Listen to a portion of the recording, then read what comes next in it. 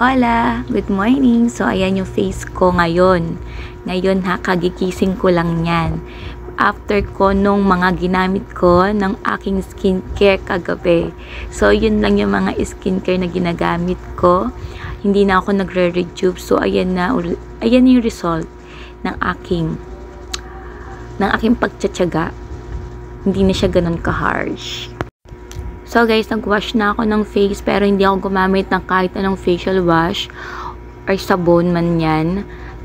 Water lang, warm water lang. Talagang yan lang ginagawa ko. And talagang sinusunod ko yung instruction na twice a day lang gumamit ng facial wash.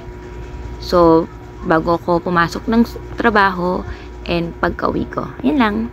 And last guys, I use Sunbear Daily Light Gel Sunscreen. Meron siyang SPF 50 PA++++.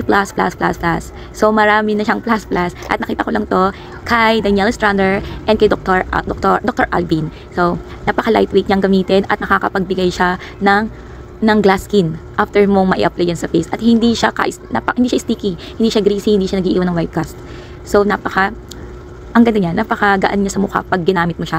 And I'm sure talagang magugustuhan mo mag-apply ng mag-apply. Meron siyang ceramide and niacinamide, ultralight and non-greasy, broad spectrum UV protection, and 30 ml. Ganyan lang siya kalaki. So, kung ako sa inyo, kung gusto niyo ng lightweight lang and non-greasy at hindi white cast, ito nang gamitin niyo ang Sunbear. Sobrang ganda niyang gamitin.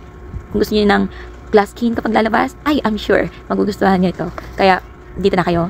At ito nang gamitin niyo. Yun lang.